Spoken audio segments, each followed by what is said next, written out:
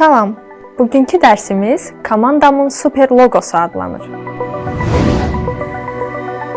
Gündəlik həyatımızda məişət texnikası, geyimlər, avtomobillər, ayaqqabılar, telefonlar və kompüterlər kimi müxtəlif məhsul və qurğularla qarşılaşırıq. Bu məhsulları bir-birindən fərqləndirmək üçün onların üzərində xüsusi tanıdıcı nişanlar yerləşdirilir. Bu cür xüsusi tanıdıcı simvollar logo adlanır. Logo hər hansı bir şirkəti, təşkilatı, idman komandasını və ya məhsulu tanıtmaq və fərqləndirmək məqsədi ilə yaradılan simvol, şəkil və ya yazıdır. Logolar məhsulların, qablaşdırmaların və digər əşyaların üzərində yerləşdirilir. Onlar şirkət və brendlərin tanınmasına, məhsulların bir-birindən fərqlənməsinə və lazım olan məhsulun daha asan seçilməsinə kömək edir. Yaxşı logo sadə, cəlbedici və yadda qalan olmalıdır.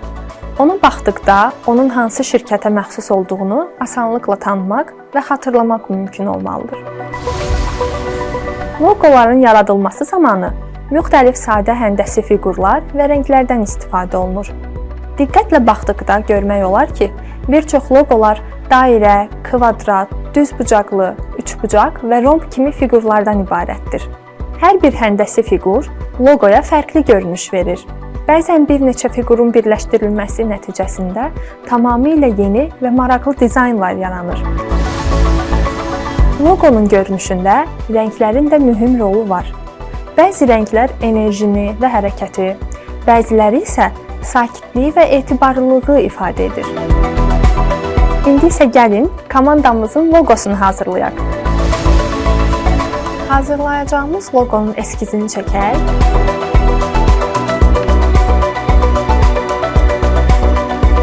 Mən düşündüm ki, hazırlayacağımız logo 3 rombdan ibarət olsun və bu romblar bir-birinin içində yerləşsin. Romb 4 tərəfi bərabər olan dördbucaqlıdır. Böyük rombun içərisində tərəfi 8 sm olan ikinci romb yerləşəcək. Rombun 2 iti və 2 kör bucağı var. Qarşı-qarşıya olan bucaqlar bir-birinə bərabərdir. Siz bu bucaqlarla artıq tanışsınız. Romb sadə və maraqlı həndəsi fiqurdur. O bir çox logolarda istifadə olunur. Eyni rombu müxtəlif ölçülərdə istifadə etməklə fərqli görünüşlər yaratmaq olar. Ən böyük rombun tərəfi 12 sm-dir.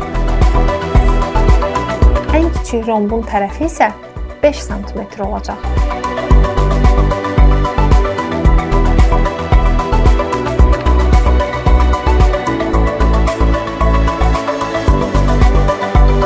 Artıq eskizimizin bir hissəsi hazırdır. İndi isə bu eskiz əsasında robotumuz vasitəsilə logonun ibarət olduğu rombların çəkilməsi üçün alqoritm quracağıq. Əvvəlki dərsdən artıq alqoritmin tapşırığın yerinə yetirilməsi üçün addım-addım verilən göstərişlər ardıcıllığı olduğunu bilirik. Bu dəfə robotun üzərində yerləşən fərqli düymələrdən istifadə edəcəyik. Hər bir düymə alqoritmimizdə müxtəlif funksiyanı yerinə yetirəcək. Robotun üzərindəki kvadrat düyməsinə basıldıqda robot tərəfi 12 sm olan ən böyük rombu çəkəcək. Üçbucaq düyməsinə basıldıqda robot tərəfi 8 sm olan orta ölçülü rombu çəkəcək. Dairə düyməsinə basıldıqda isə robot tərəfi 5 sm olan ən kiçik rombu çəkəcək. Beləliklə, hər bir düymə robotun müxtəlif ölçülü romblar çəkməsi üçün uyğun proqramı işə salır və həmin rombları çəkir. Bunun üçün əvvəlcə Events menyusundan When Square Key Preset blokunu seçirik. Bu blok kvadrat düyməsinə basıldıqda robotun proqramda verilən əmrləri yerinə yetirməsini təmin edir. Daha sonra Control menyusundan Repeat blokunu əlavə edirik. Rombun bütün tərəfləri və qarşı bucaqları bərabər olduğundan bu blok vasitəsilə əmrləri 2 dəfə təkrarlayaraq proqramı daha qısa yaza bilərik. Sonra Motion menyusundan hərəkət bloklarını əlavə edirik.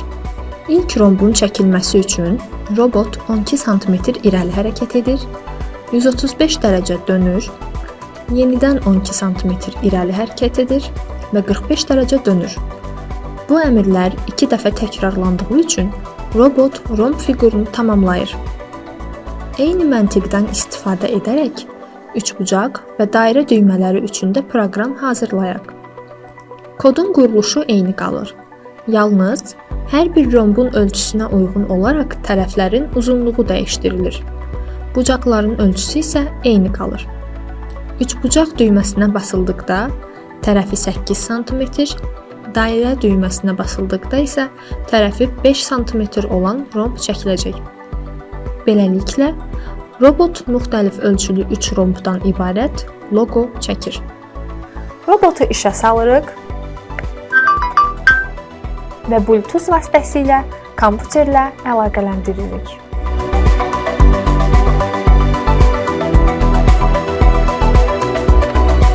İndi markeri robotun xüsusi hissəsinə yerləşdirək və robotu vərəqin üzərinə qoyaq. Robotu işə saldıqda o, yazdığımız proqrama uyğun olaraq loqonu çəkəcək. Yəni, robotun üzərində kvadrat, üçbucaq və dairə düymələrinə basıldıqda uyğun əmrləri yerinə yetirəcək.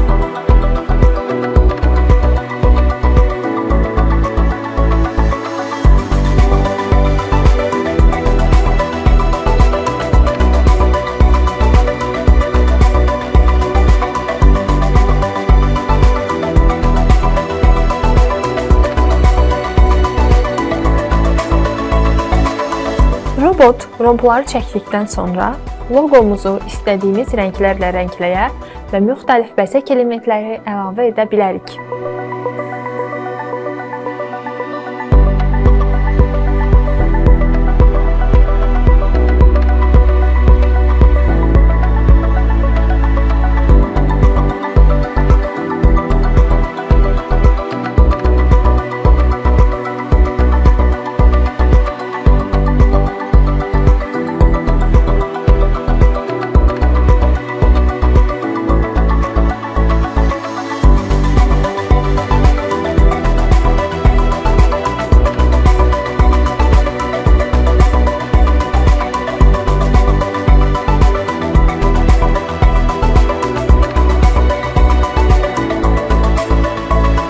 Loqomuz təbiəti, inkişafı və milli dəyərlərimizi əks etdirir.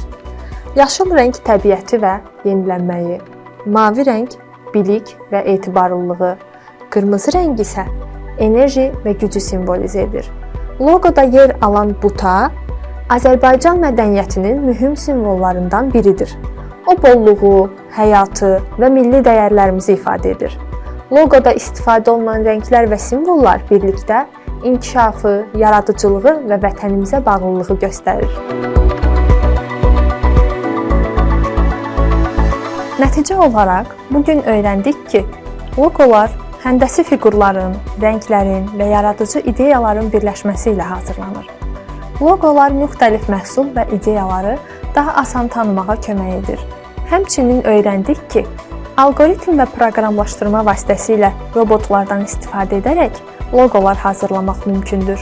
Robotlar verilən əmrlərə uyğun olaraq müxtəlif fiqurları çəkir və işi daha dəqiq və daha qısa zamanda yerinə yetirir.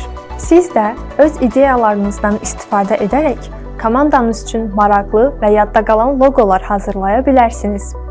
Sağ olun, növbəti dərslərdə görüşərik.